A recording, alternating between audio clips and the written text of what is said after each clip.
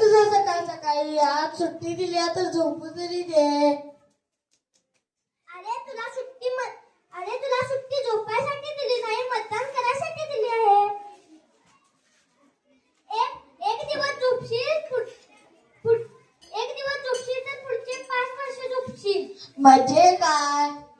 म्हणजे संविधानाने आपल्याला मतदान करायचा हक्क दिला आहे, तो आपण केलाच पाहिजे. बरोबर आहे तुझं. चल मतदान करायला. अगं सकाळची चल की मतदान करायला. माझा आता वय झाले, मी कुठं मतदान करायला येऊ? मला सरळ चालायला पण येत नाही आणि एका महिलेच्या मतदानामुळे कोण बरं जिंकेल? अगं सखवाजी, तू असं का बोलत आहेस? तुझ्या एका मतामुळे कोणी जिंकू पण शकतं, कोणी हरू पण शकतं. अगं खरं मला मतदान केंद्रा जवळ कोण नेणार? अगं सखवाजी, मी नेईन की तुला मतदान केंद्रात. चल जाऊया मतदान केंद्रात. तर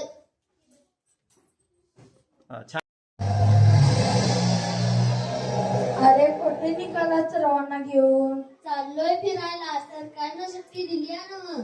अरे सरकारनं त्याच्यासाठी सुट्टी द्या नाही फिरायसाठी. सरकारनं मतदान करण्यासाठी सुट्टी दिली आहे. अरे एका मतदानानं काय होतंय? अरे मतदान हे आपलं हक्क व कर्तव्य आहे. हे प्रत्येक नागरिकाने केलंच पाहिजे. ठीक आहे, चल आधी मतदान करू. नमस्कार मावशी. नमस्कार. मी जिल्हा परिषद निवडणुकीसाठी उभी राहिलेली आहे.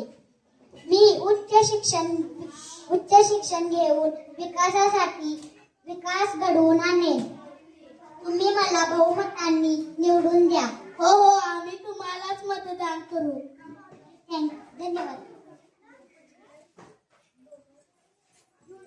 नमस्कार मावशी. नमस्कार.